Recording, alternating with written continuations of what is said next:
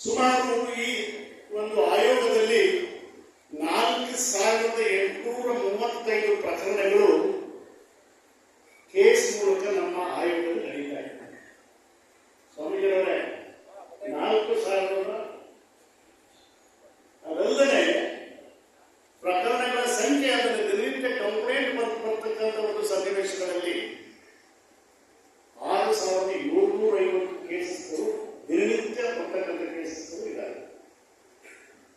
Arun ಚಕ್ರವರ್ತಿಯವರು DCR ನಲ್ಲಿ ಕೆಲಸ ಮಾಡಿದ್ದಾರೆ, ಅವ್ರು ಗೊತ್ತಿದೆ ಈ ವಿಚಾರ. ಆದ್ರೆ ಈ ಜಿಲ್ಲೆಯಲ್ಲೂ ಕೂಡ ಸುಮಾರು 58 ಕೇಸ್ಗಳು ನಡೀತಾ ಇದೆ. ಸುಮಾರು 110 ಪ್ರಕರಣಗಳು ಅಂದ್ರೆ ಹೊಸದಾಗಿ ದಾಖಲಾಗಿರ್ತಕ್ಕಂಥ ಶ್ರೇಣೀಕೃತ ಸಮಾಜದ ವ್ಯವಸ್ಥೆ, ಅದು ಇತಿಹಾಸ, ಬ್ರಾಹ್ಮಣ, ವೈಶ್ಯ, ಕ್ಷತ್ರಿಯ, ಶೂದ್ರ, ಮತ್ತೊಂದಿದೆ ಅತಿಶೂದ್ರ ಅಂತಕ್ಕಂಥದ್ದು. ಈ ದೌರ್ಜನ್ಯ ಪ್ರಕರಣಗಳು ಅಂತ ಅಂದಾಗ ಶ್ರೇಣೀಕೃತ ಸಮಾಜದ ವ್ಯವಸ್ಥೆನೇ ಮೇಲ್ಪಂಕ್ತಿಗೆ ಬರುತ್ತೆ. ಕಾರಣ ಏನಂತಂದ್ರೆ ಶೂದ್ರ, ಅತಿಶೂದ್ರ ಅಂತಕ್ಕಂಥದ್ದು ದೌರ್ಜನ್ಯ ಸರ್ವೇ ಸಾಮಾನ್ಯವಾಗಿ ಎಲ್ಲಾ ವರ್ಗಗಳಲ್ಲೂ ಕೂಡ ನಡೆಯುತ್ತೆ.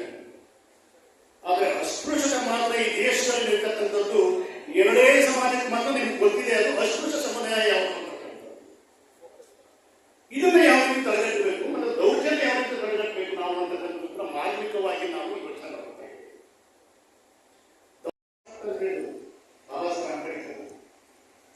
ಅದಕ್ಕೆ ನಾವು ಸಂವಿಧಾನವನ್ನು ಕೊಟ್ಟು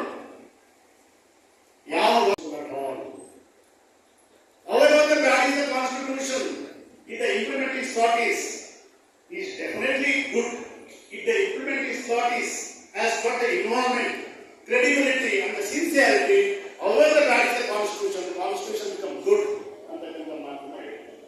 ಇದೆಲ್ಲವೂ ಯಾಕೆ ಹೇಳ್ತಾರೆ ಅಂತಂದ್ರೆ ಭವಿಷ್ಯವನ್ನು ನೋಡಿ ಅವರು ಅವಲೋಕನ ಮಾಡಿಕೊಂಡು ಆಲೋಚನೆ ಮಾಡಿಕೊಂಡು B.R. ಅಂಬೇಡ್ಕರ್ ಅವರು ಆ ವಿಚಾರವನ್ನು ಹೇಳ್ತಾರೆ.